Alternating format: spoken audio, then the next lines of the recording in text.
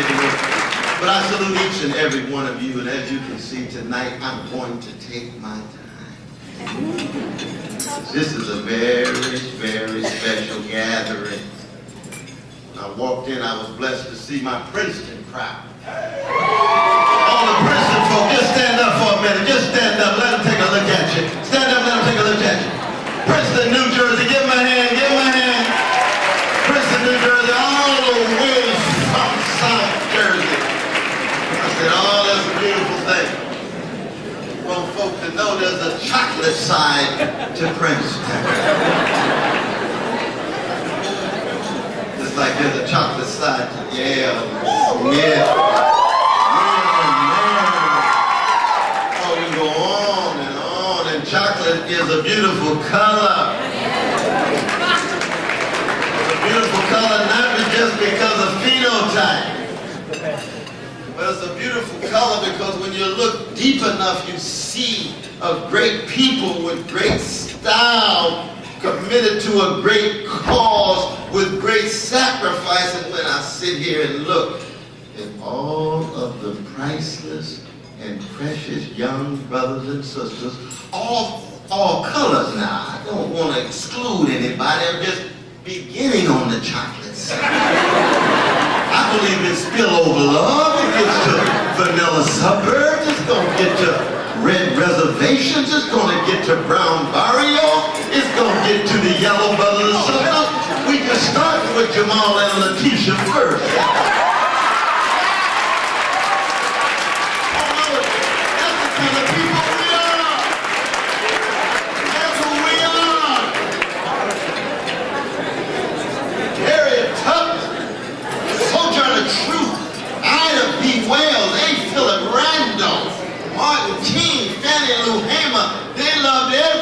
But they started at home. They started at home.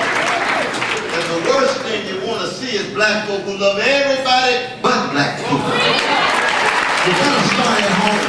Learn how to love your mama, your daddy, your grandmama, your granddaddy, your foremothers, and your great-forefathers, and then you'll be able to love Miss McGillicuddy. True? Oh, my brother. Amen. We do believe in that kind of deep love. No doubt. That's what I've come to talk about tonight. How do we keep the great tradition forged by slaves and Jim and Jane Crow peoples hundreds of years ago in the age of Obama? How do you keep the memories fresh? How do you keep the connections real? How do you remain rooted? R-O-O-T-S. That was our great Paul Gilroy, who fought here just a few years ago. So when you take your R-O-U-T-E-S, you read it, straighten your back, son.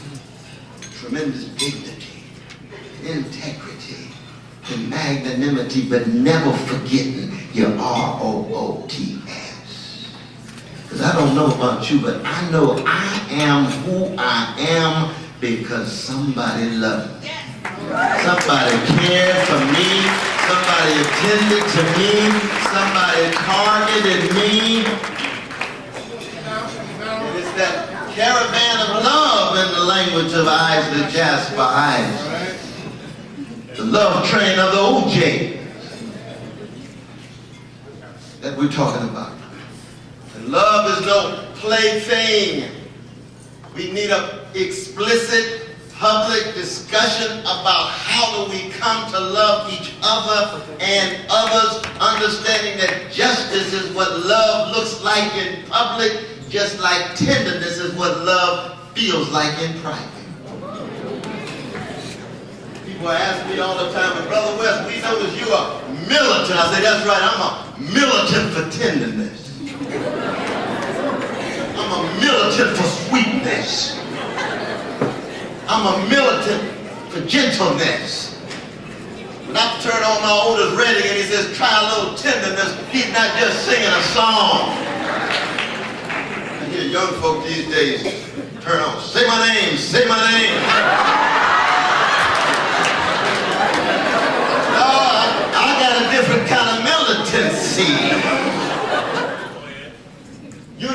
extremist. That's right, I'm not a centrist. I'm an extremist for love. And I try to be a drum major for justice in my own fallible, fallen way. Why? Because that's what's inside of me.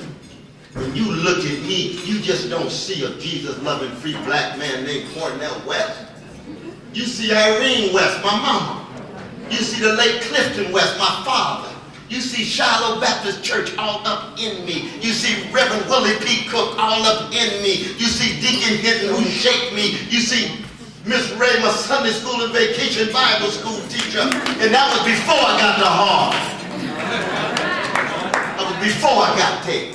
So when I stepped on Harvard Yard, they said, oh, wow, this brother straightened his back. And I said, that's right. Because I come out of a tradition that says anytime, everyday people in the language of Sly Stone, or ordinary people in the language of James Cleveland, straighten their backs up, they can go somewhere because folk can't ride your back unless it's bent. Straighten it out. Used to be a brother that played organ in our church, named Sylvester Stewart. Known to the world for the genius that is, his name is Sly Stone. He wrote a song called Stand. Stand, in the end you still be you, one who's done all the things you set out to do. Stand, there's a midget standing tall and a giant beside him about to fall. Stand, you've been sitting much too long. There's a permanent crease in your right and wrong. And the brothers and sisters in Egypt understand that song. Right. They stand.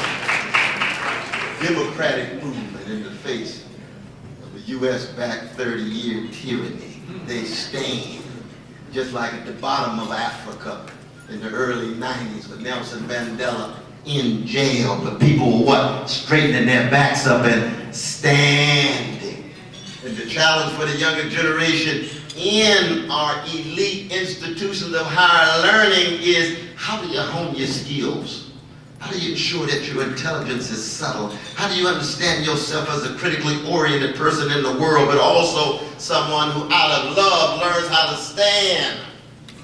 Integrity. One of the big differences between the 1960s and 70s that shaped me in the early part of the 21st century is that the younger generation is one bombarded with market forces, buying and selling so that everybody seems to be up for sale. Willing to opt for the highest bidder. But what separates Nina Simone and Curtis Mayfield, what separates W.B. Du Bois and Gwendolyn Brooks was that they were not up for sale. They had something so deep inside of them that shaped their souls and hearts and minds such that they would push aside whatever the bid was, the way Muhammad Ali did on television. Take the belt. You can have the belt that I have been trying to gain access to all my life. Why? Because I have a love for black people so deep that it can never be up for sale. That's Muhammad Ali, Louisville, Kentucky. John Carlos, just with the brother, wrote the introduction to his biography. It'll be out in a few months. Harlem, the same attitude. Tommy Smith, the same attitude. And I'm not asking young folk at all to imitate. Imitation is suicide.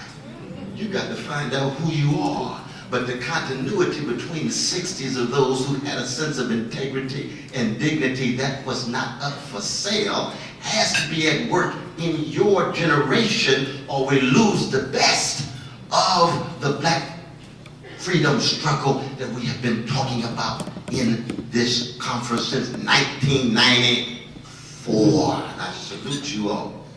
It's a long time for Negroes to sustain institutions with very little money. Or ex-Negroes, or post-Negroes, or African-Americans, they'll name them all.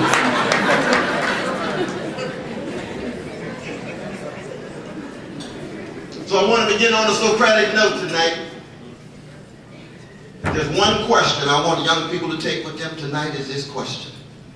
It comes from line 38 of Plato's Apology. Young example life is not worth living. The Greek says the unexamined life is not a life of the human. And that's the fundamental question that black people have been raising since the first slave stepped off that slave ship and entered a whirlwind of white supremacy with shackles on the way to the slave auction. The 52,400 voyagers between the 15th century and the 19th century, bringing precious African bodies to the New World, with millions at this very moment having their bones at the very bottom of the Atlantic Ocean. Let us never, ever forget them. The epigraph of Toni Morrison's classic Beloved, the 60 million or more. Nobody knows how many. That was already the cost for us to make our way into this new world. And look at you now. Can you imagine them smiling from the bottom of the Atlantic Ocean saying, my God, whatever happened to my great-great-great-great-great-grandchild? She's at Yale now. You got to be kidding. Somebody must have sacrificed. Somebody had courage. Somebody had vision. How in the world are we going to make the move from slave ship to Yale University? That's a lot of love. That's a whole lot of intelligence. That's a whole lot of imagination. And that's a whole lot of collective organizing, mobilizing, transforming America from a white supremacist democracy into a multiracial democracy. Now, what is the question, Brother West? The question is, what does it mean to be human? And what kind of human being are you going to choose to be in your life? What does it mean to be a featherless, two-legged, linguistically conscious creature born between urine and feces? That's who we are. Put on my three-piece suit if I want to and try to look elegant alongside you all. If I fall short, I don't mind being on the caboose. I'm still on the train.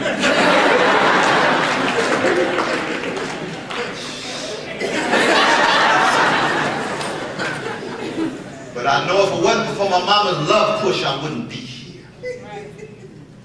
So I spend time with the funk masters like George Clinton. Just finished an album with Bootsy Collins called The Funk Capital of the World. Both of them artistic geniuses. But they're funk masters because they're trying to remain true to the best of the black freedom struggle, which is an endless quest for unarmed truth, and they realize the condition of truth is to allow suffering to speak. The truth in your life has to do with how you're going to come to terms with your suffering, your wounds, your scars, your bruises. And then the endless quest for unconditional love, unapologetic love.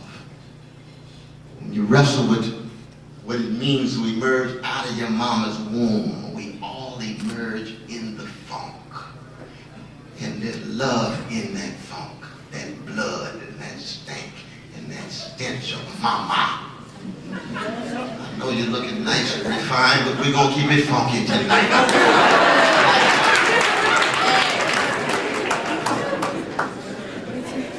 No conception of refinement without talking about what you're covering up.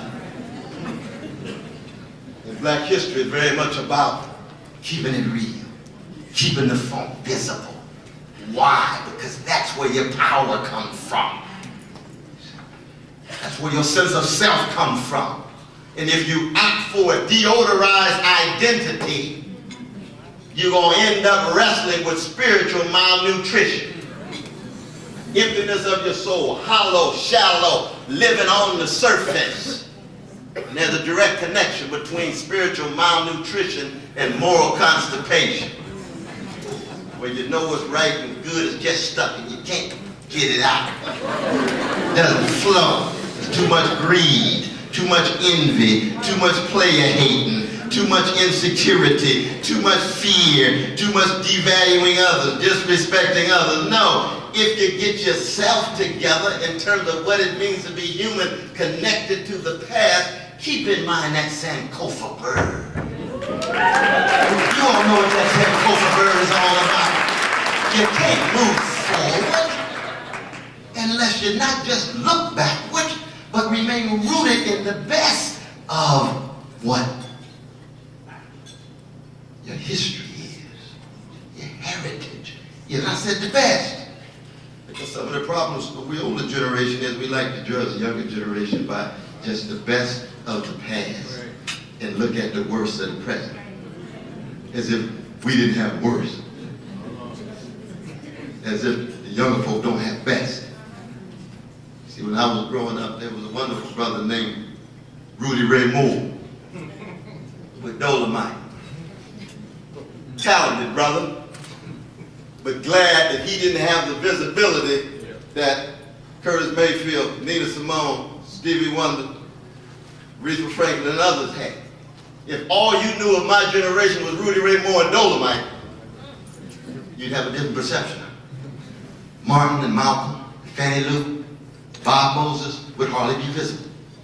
And it's easy for the older generation to look at the younger generation and say, oh Lord, all we see is some of these hip-hop artists running around here so obsessed with titillation and stimulation, hedonistically oriented, seeming they can't wait for the next fleeting pleasure and the next concert. You say, no, that doesn't speak for the whole generation of young brothers and sisters. That's just an analog to Rudy Ray Moore. But it's so easy these days with our truncated corporate media that likes to generate these white supremacist stereotypes of the black brothers and the black sisters as if that is all we have at present, to make it difficult even for young brothers and sisters to have access to the best of the present, as if Lupe Fiasco doesn't exist. As if Rodriguez doesn't exist. As if Jill Scott doesn't exist. As if Andy Stone doesn't exist. We go on and on and on.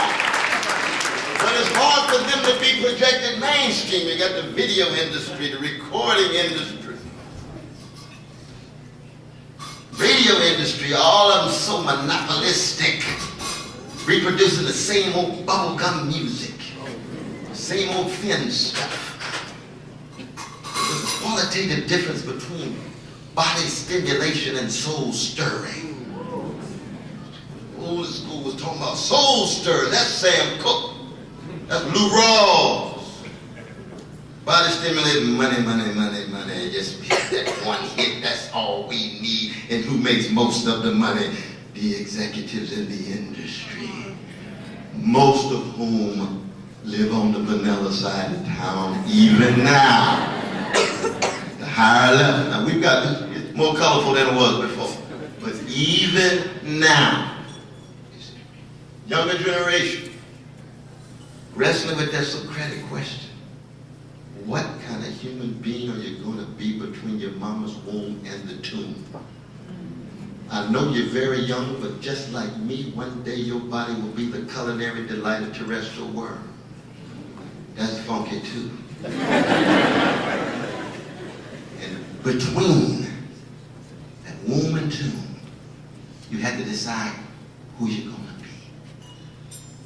Are you going to build on beautiful music that we heard with Shades, that goes back to the midnight hour under slavery, where black folk had to steal away? It was against the law for black people to worship God without white supervision.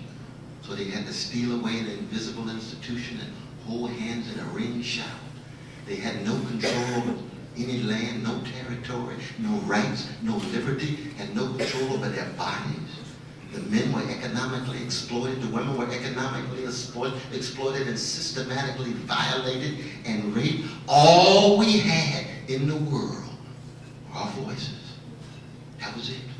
And that's why our anthem of the blues people is lift every voice. That's it. All of their aspirations for freedom, all of the dreams of emancipation had to be expressed in those voices, because as soon as the song was over, here comes slavery. Slavery, here comes subjugation. And what did they do? They sang songs so sublime that the world has to take note, as long as there's such a thing as music called the spirituals. They were able to express depths of what it meant to be human in their voices so deep that we could sing them today, 2011. And they sound like they're on the cutting edge. kind of people you come from. That's the kind of standards of excellence you have to aspire to. That's the kind of discipline you have to have. That's what you got to keep in mind when you're wrestling with that laboratory test. That's what you got to keep in mind when you're reading the Plato or the Dante or the Shakespeare or the Tony Morris or Nathaniel West. The memory of highest level of excellence. Your royalty, Duke Ellington, Count Basie, Earl Father Hines, Divine One, Seraphim. These are not just names, not just in a pantheon. These are persons who understood what William Butler Yeats said when he said you have to dig deep into the dark side of your own soul. But it takes more courage to do that than it does for a soldier to fight on the battlefield. It's called courage. And one of the challenges of the younger generation these days is that very few institutions, especially educational institutions, put a premium on courage. In the last 30 years under the age of Reagan, with greed and running amok and indifference to poor and working people and highly polarized politics of fear, we've told the younger generation over and over again, we want you to be the smartest one in the room. But no, you don't come from a people who are obsessed with being the smartest one in the room. You come from a people that say, we want you to be very smart, but we want you to be very courageous, and we want you to be very compassionate, especially focus on the least of these. Echoes of the 25th chapter of Matthew. The orphans, the widows, the fatherless, the motherless, the prisoners. Oh my God, that prison industrial complex, that new Jim Crow that the great Michelle Alexander talks about with such insight. Where is our connection to our brothers and sisters locked into that new Jim Crow? 300,000 in 1975, 2.5 million today, and they tell us they don't have money for schools, don't have money for education, don't have money for jobs with a living wage, but we spent $325 billion on a Marshall Plan, but it's a penal Marshall Plan, it's a carceral Marshall Plan with jails and prison and criminal justice system. It's war priorities. But for those who aspire to be very smart, smartness ain't nothing if it's not connected to courage and compassion. I just saw a movie called The Social Network. Might even win the Oscar. I had tears in my eyes after I finished looking at that movie. I read the New York Times, they're talking about the triumph of the human spirit. I say, no, this is unadulterated pathology. This is idolatry, so obsessed with being the first billionaire, you crush anybody, you violate anybody, and you do it all because you couldn't get a date. That's pathology. In fact, it's more pathological than what I see in certain black slices of the hood. Because the hood has a fetishism of money. They talk about it all the time, try to get it, but they don't have too much. Most of them broke as a 10th commandment financially. No, these folks such a social network, they start off already well-to-do and end up billionaires. And you say to yourself, my God, how empty. What a joyless life to have all of this money and don't even know how to love. Don't even know how to treat people decently. Don't even know how to relate to each other. Have no conception of vulnerability. So it means you'll never be able to be intimate. Just living large and empty. No, that's not the history of black people. Yes, we want to overcome poverty. Yes, we want to live lives of decency. Yes, we want access to resources. But if we lose our capacity to cultivate compassion, our capacity to cultivate connection and community with others, we would end up just a black version of the social network. And Harriet Tubman will cry from the grave and say, my God, I sat sacrificed in this way, and all I found was these highly successful, black, smart people, well-adjusted to injustice. All I found was these highly smart young people, well-adapted to indifference. Indifference is the one trait that makes the very angels weep.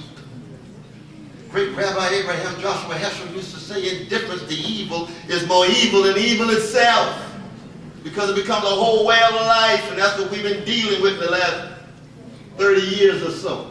Lives of the rich and famous, obsession with the culture of celebrity, obsession with the culture of connectivity, with the new technology. Everybody want to be visible. Reality TV, just give me 15 minutes of fame, no matter how humiliating it is. That's me, there I go, that's me right there. The one that really get shamed, I get crushed, getting the views, that's me right there.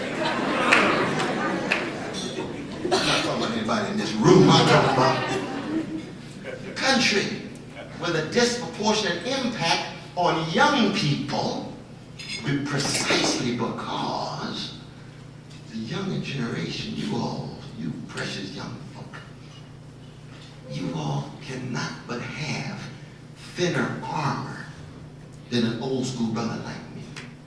You see? Now why is that so? Well, there's a great song by a genius from St. Louis named Donny Hathaway, another genius from D.C., Berta Flack. And where's the love? That you have grown up in context where you've had less access to multiple levels of love. More of your fathers are drifting. So the brothers wrestling with how to be a human being in male skin and turning to each other. Very much hip-hop is that. And hip-hop began underside Bronx. Sister Tricia tells the story. Arts programs pushed out. Reagan programs cut. Safety net. All on their own. Looking to the older generation, hardly anybody was there. They feel unloved, uncared, unattended to. So they got to turn to each other to form their own CNN network that gives them clues as to how to raise each other. It's tremendous effort, energy, and even courage. But I didn't have to worry about that at all. I can't even conceive of my father and my mother being afraid of me. Biggie said, all of a sudden, the old folk became afraid of the young folk. That's not me. I'm neighborhood. That's hood. I'm black neighborhood. That's black hood. Black neighborhood had, not perfection, but we had care for each other. We were concerned. We kept track of each other. Didn't have to have mom and dad in my crib. Because Miss Burton kept track. Across the street. Miss Durham down the street. And digging him, checking in. Nowadays, hood, survival of the Snickers. Obsessed with the 11th commandment, thou shalt not get caught. Get over by any means. And dominate and conquer. Individually, in relationship, bodies bumping up against one another and asking what the performance level was. I freak you, you freak me. 0 to 10, 8.5. How empty, superficial. No, the tradition of education of Carter G. Woodson and others, what the Greeks call paideia, P-A-I-D-E-I-A. Not the same as schooling, it's deep education. Never confuse the two. Never confuse the two. It's a shift from the superficial to the substantial. It's a shift from the frivolous to the serious. It's the shift from the bling bling to let freedom ring. And it takes more courage for you to do that than it did for me to do that, because my armor was thicker. That's why I salute young brothers and sisters cutting so radically against the grain over and over and over again, but also I recognize it's much more easier for you all to be seduced and tempted and to become addicted to narrow conceptions of success. Whereas the older generation never even talked about success. Benjamin Mays talked about greatness. Brother Martin, I know your father is a bourgeois Negro preacher in A-Town. He didn't say A-Town, he said Atlanta.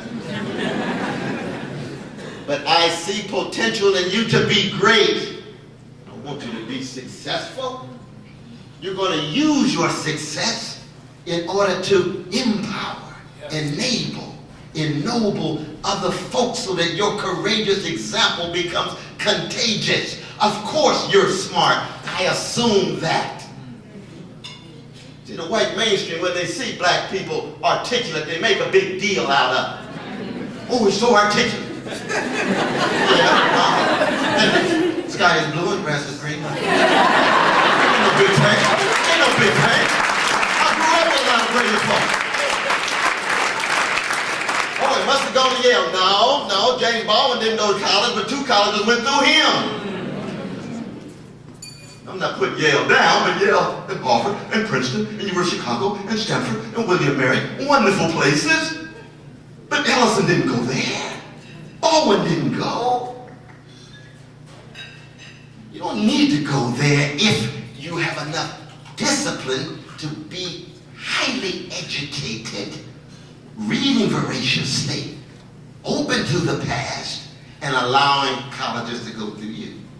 Now, of course, there's many folk who do go to Harvard, Yale, and Princeton and end up with degrees, highly schooled, but not that educated. It's true. It's true. And I know it. My deacon stole away with me to Sacramento, California. He said, Brother West, I know you're going to Harvard, and that's a beautiful thing. We've been praying for you ever since you got baptized. But I was a gangster, and I said I had gangster proclivity, so it was a miracle that I'm just still on a narrow path at the moment. I don't know when I'll snap, but he said, but I want to tell you, Harvard has ruined more Negroes and bad whiskey. Oh yes? Oh yes? What do you mean by that? Oh, they gain access to these sophisticated discourses. And all of a sudden they begin to look down on the folk that they used to spend time with. All of a sudden they have an arrogant disposition. All of a sudden they don't have time to really connect with the community. All of a sudden they think folk on the block ought to be paying salute to them just because they're going to a highfalutin institution. All of a sudden they're very hardy. All of a sudden they're no longer thinking with we consciousness, but I consciousness. He said, oh, they've been ruined. They've been ruined. Your grandmother didn't struggle just for you to gain your isolated success. No, just like Benjamin Mays, they said, we want you to be great. We want you to be highly successful so that you can be deeply great. And you come from a tradition that says he who she is greatest among you will be your servant. What's the quality of your love for the least of these? What's the quality of your service as doctor, pharmacist, lawyer, painter, poet, whatever it is? And it's a challenge, especially in the age of Obama. Our dear brother Barack Obama, historically unprecedented, brilliant, charismatic, and as successful as one could ever conceive of. We all applaud. Many of us worked very hard for him. I did 65 events with that brother from Iowa to Ohio. Why? I wanted to bring the age of Reagan to a close.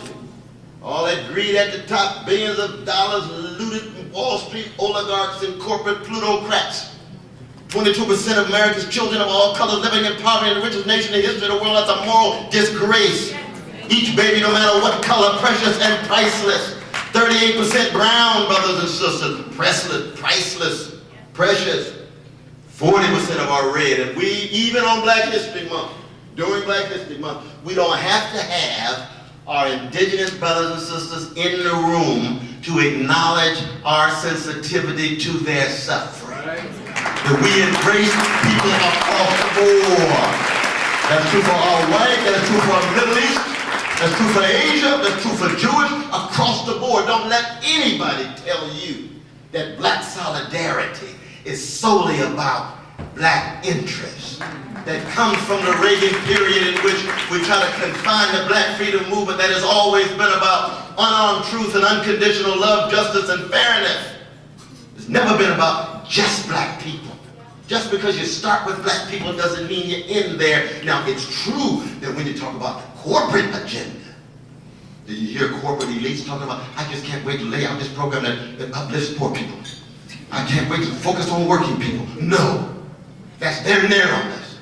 That's the difference between the black freedom movement and the corporate agenda. That's the difference between a lot of other groups. That's what Emmett Till's mother had in mind when she stepped to the lectern in August of 1955 in Chicago, Robert's Temple Church of God in Christ. You all remember Brother Emmett? Yes. Our precious brother, gut bucket Jim Crow, Mississippi, shot and killed by cowardly white supremacists, cowardly American terrorists.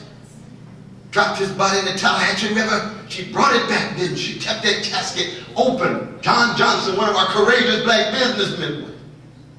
He said, no, I'm going to take a picture of this. Mom and Emmett Till stepped to the lectern. She looked at her baby's head, was 5 times the size of his ordinary head. Tears flowing. And she spoke on behalf of the Black Solidarity Conference in the making. She said, I don't have a minute to hate. I will pursue justice for the rest of my life. You see, black people terrorized for 400 years. America gets terrorized in 9/11. First time all Americans feel unsafe, unprotected, subject to random violence, and hated for who they are. The white brothers said, oh, just take it over, this isn't being hated, so for real. Ask the black folk about that, man. To be black in America for 400 years, unsafe, unprotected, subject to random violence, and hated for who you are. Oh yeah, because you're less beautiful, you're less moral, you're less intelligent. Come to hate ourselves until we have the wrong hips and lips and noses and hair texture and skin pigmentation, and many of us believe it. But no, not for Emmett Till, not for Fannie Lou, not for Martin, no, not for Coltrane, no, not at all. In the face of that kind of hatred, we say no, hatred is a coward's revenge against those who intimidate you. Hatred is always cowardly. It's better to be defeated at the moment with your moral integrity and dignity than win and be a gangster like the folk who've been gangsterizing you. That's the insight. That's the vision of black people. That's why they look at us and say, oh my God, after 400 years of being terrorized, how come these people haven't created a black Al-Qaeda?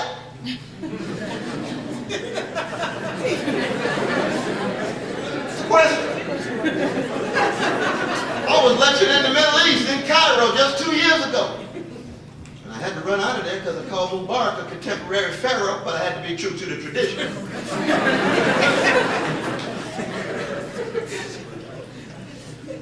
But no, America gets terrorized 9/11. We're going to hunt them down like cockroaches. Who they think that we are? We're going to drop drones. We're going to drop 180 drones in the last two years, killed 2,000 innocent civilians in Pakistan trying to kill the terrorists. But you know what? Pakistanis, their lives are precious too. Their babies are precious too. But you're going to hunt down the gangsters? Zero in on me.